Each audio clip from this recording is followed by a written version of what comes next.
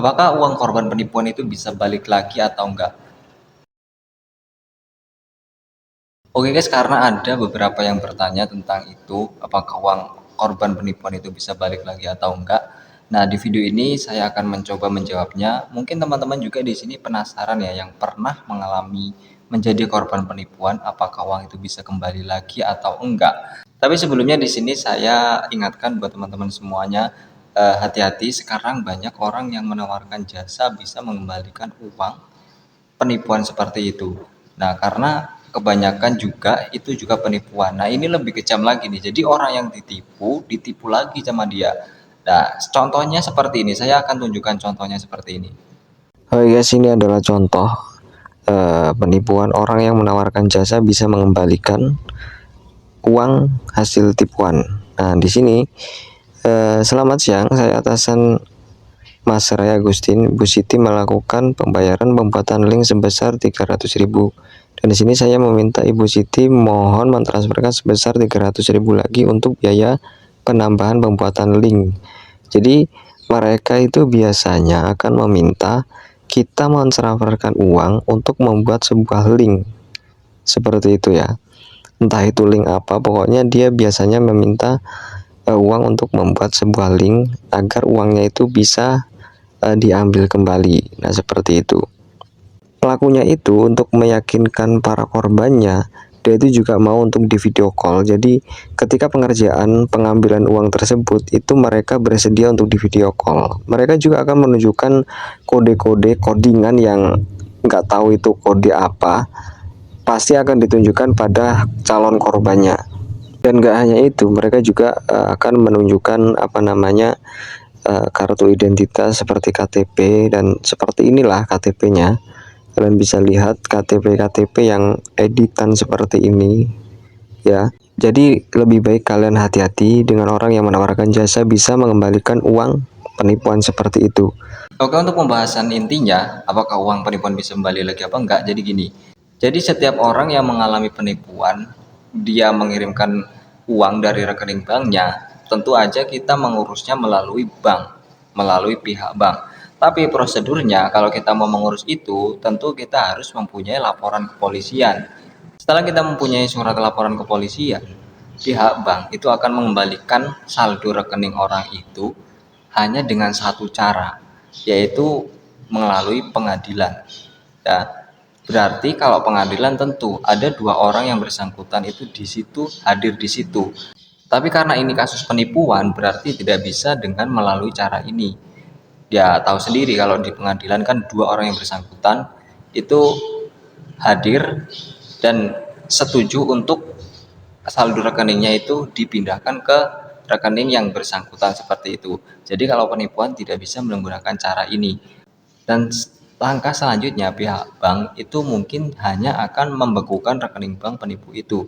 Setelah itu kita diminta untuk mengurusnya di luar mekanisme bank. Nah, memang terkesan seperti bank itu tidak mau mengurus masalah kita. Sebenarnya bukan begitu. Kalau kita bisa dengan mudah hanya modal surat laporan kepolisian dan pihak bank itu langsung memindahkan saldo rekening bank penipu ke korbannya, itu nanti akan banyak rekening bank orang itu akan dibobol orang lain dengan hanya bermodalkan surat laporan kepolisian. Karena bank itu juga punya undang-undang keamanan atau kenyamanan konsumen seperti itu.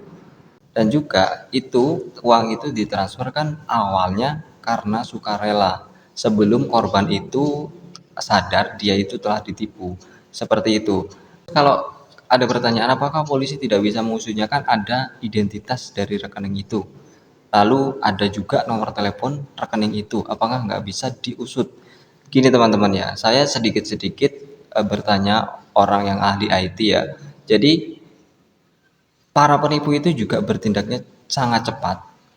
Ketika dia menerima transferan uang dari korbannya, dia juga akan langsung memindahkan saldo itu ke rekening bank yang lainnya. Terus bagaimana dengan identitas yang ada di rekening yang dia pakai awal itu? Jadi gini, itu bisa jadi akun rekening itu yaitu adalah akun yang mereka beli. Asal teman-teman tahu ya, sebenarnya ada jual beli akun rekeningnya. Sebenarnya ada seperti itu kalau kalian tahu. Mungkin juga dia menggunakan rekening bank orang yang pernah dia hack rekeningnya.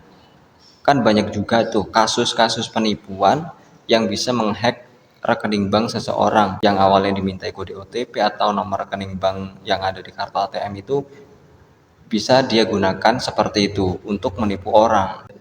Dan itu rekening yang dia hack itu bisa dia gunakan juga untuk menerima transferan dari korban yang selanjutnya seperti itu. Jadi kalau kembali lagi ke pertanyaan apakah uang itu bisa kembali, uang itu bisa kembali, tapi kemungkinannya itu sangat-sangat kecil. Kemungkinannya itu sangat-sangat kecil uang itu bisa kembali. Hanya mungkin orang-orang yang benar-benar beruntung, uang yang telah ditipu itu bisa kembali. Tapi kemungkinannya itu sangat-sangat kecil. Dan saya juga bertanya kepada orang ahli IT, eh, hacker-hacker itu juga tidak bisa mengambil uang dari rekening bank orang lain. Ya, kalaupun dia bisa, dia itu juga akan jadi buronan.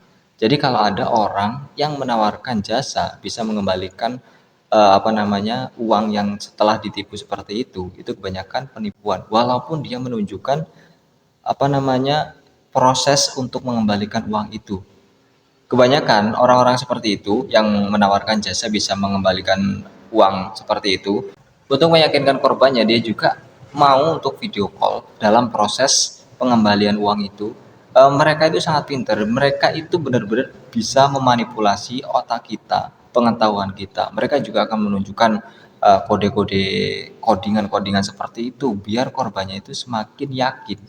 Jadi kalau ada orang yang menawarkan seperti itu kemungkinan besar itu malah akan terjadi penipuan. Jadi seperti itu teman-teman.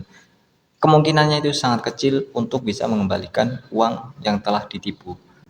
Oke teman-teman, jadi seperti itu. Semoga video ini bermanfaat dan menambah pengetahuan kalian semua. Yang udah menonton saya ucapkan terima kasih.